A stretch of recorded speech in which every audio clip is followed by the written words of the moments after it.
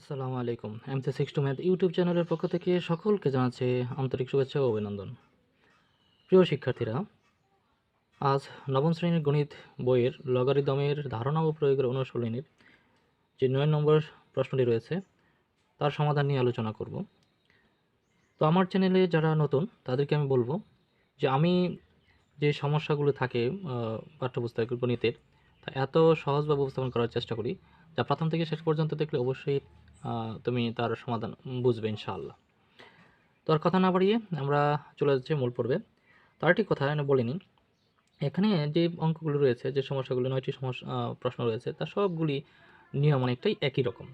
তো আমি ৯ নম্বর প্রশ্নটি আমি করে দিচ্ছি এখন। তো যারা ৮ নম্বর, ৭ নম্বর এগুলি দেখেছো, ভিডিওগুলি দেখেছো, তারা এই ৮ এর নিয়মে হুবহু ৮ এর নিয়মে এটা করার চেষ্টা করো তো, দেখো পারো কিনা। আর যারা আমার চ্যানেলে এই প্রথম নতুন, তারা আমি ৯ নম্বরটি করে দিচ্ছি। তোমরা ৯ নম্বরটি আমার মতো দেখো, বোঝার চেষ্টা করো, তারপরে তুমি ৮, ৭ এগুলি করার চেষ্টা করো। তো ঠিক আছে? তো প্রিয় শিক্ষার্থীরা, তোমরা মেন বইটি সাথে নাও এবং দেখো এখানে কি বলা হয়েছে। আমি সমাধান করে দিচ্ছি। খুব সহজেই আমি তোমাদের সমাধান করে দেবো, খুব সহজ পদ্ধতিতে, সহজ নিয়মে।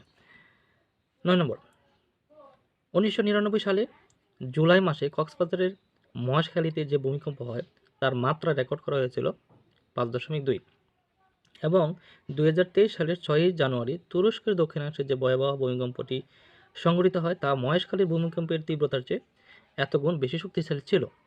তুরস্কের দক্ষিণাংশের ভূমিকম্পের মাত্রা কত ছিল?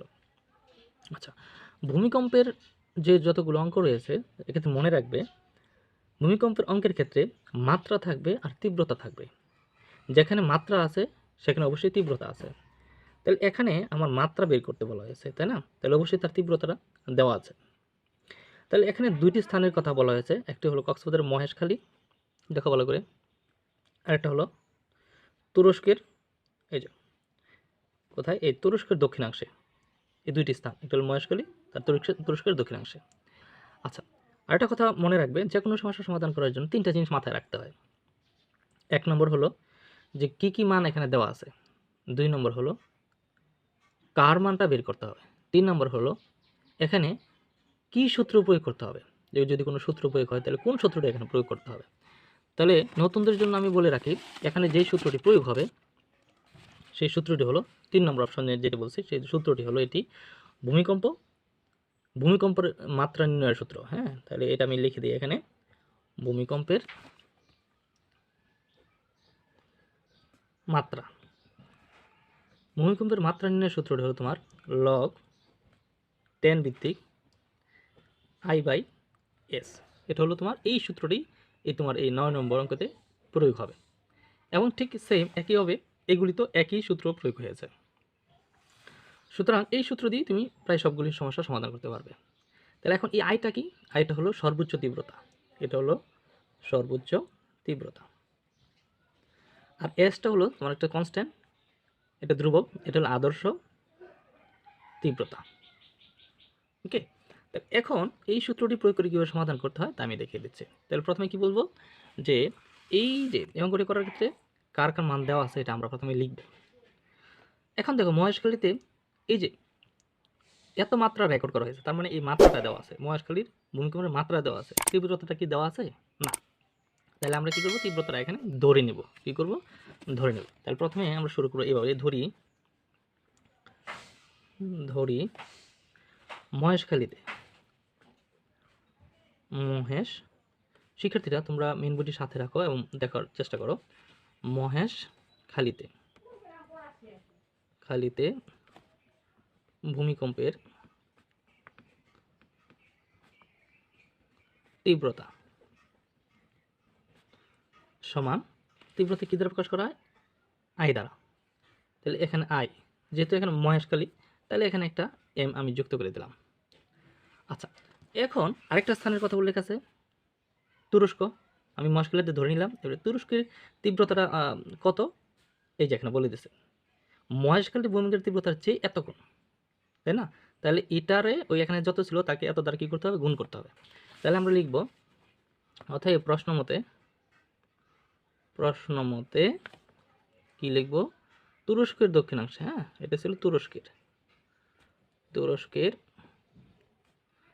দক্ষিণাংশে দক্ষিণাংশে ভূমিকম্পের তীব্রতাটা কত? এইটার চেয়ে, এই যে এইটার চেয়ে কত গুণ বেশি? 398 গুণ বেশি। তো এটাকে আমরা 300, এই যে দেখো 398 দ্বারা কি করব আমরা? গুণ করব। 398 গুণ হলো এই যে আইএম, এই তীব্রতার চেয়ে এটা এত গুণ বেশি ছিল। আশা করি বিষয়টা বুঝতে পেরেছো। আচ্ছা, এখন কি কি দেওয়া আছে এটা দেখব। মহেশখালীর ভূমিকম্পের মাত্রা দেওয়া আছে। আচ্ছা, তাহলে দেওয়া আছে, আর কি বের করতে হবে? তুরস্কের ভূমিকম্পের মাত্রাটা আমার বের করা লাগবে। আচ্ছা, তাহলে আমরা লিখতে পারি এরকম, দেওয়া আছে, দেওয়া আছে, কি দেওয়া আছে? মহেশখালীতে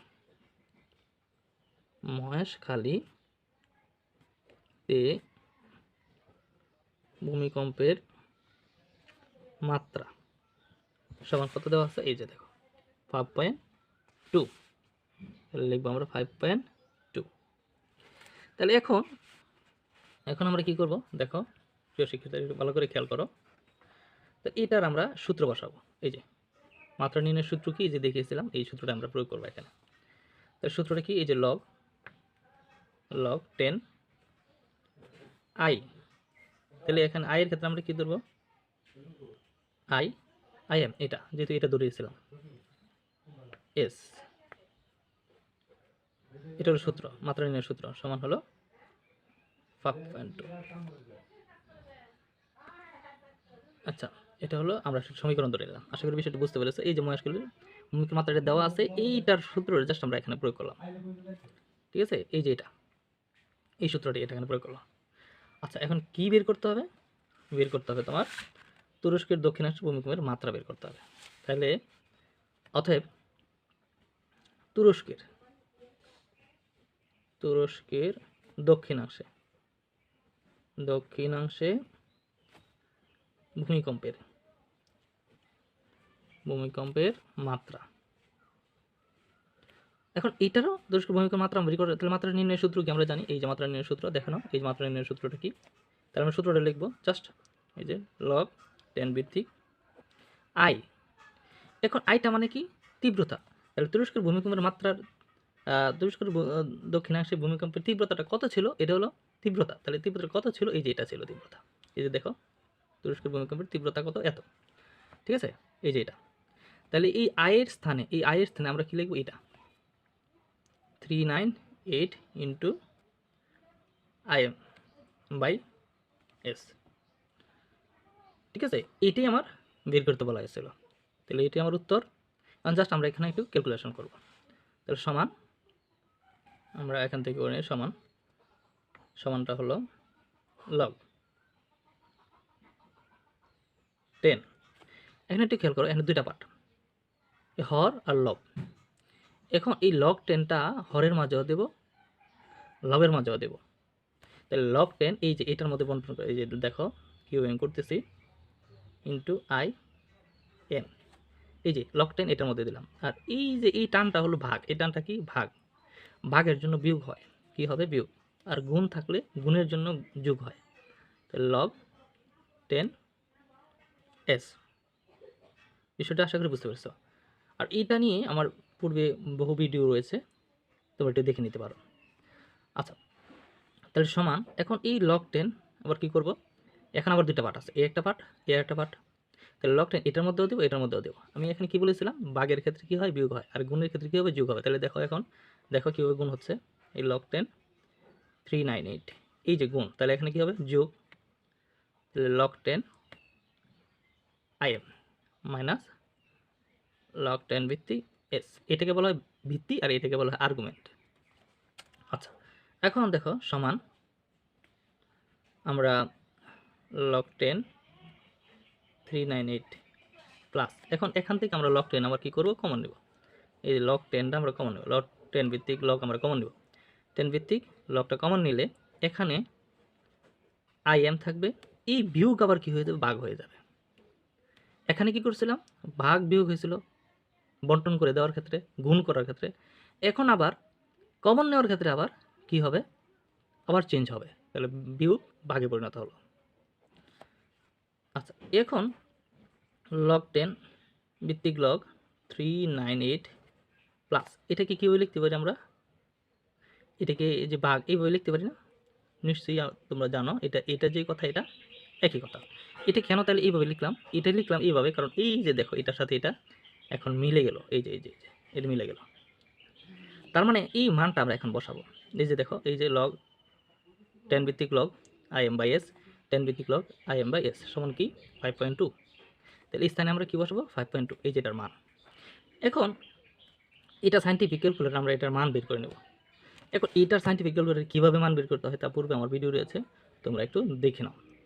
তাহলে এই সাইন্টিফিক ক্যালকুলেটর এটা যখন আমরা মানটা বের করব তখন এটার মান হবে 2.599883 ওরকম আরও আছে প্লাস। এখন এটার মানটা কত? এই যে এটার পুরোটার মান কত? এই যে দেখো 5.2। এবার জাস্ট কি করব, এটার সাথে আমরা এটা যোগ করে দেব। তাহলে যোগ করলে কত হবে তোমার? যোগ করলে হবে 7 পয়েন্ট, যোগ করে নাও তোমার ক্যালকুলেটরে 7.99883 এরকম আসবে।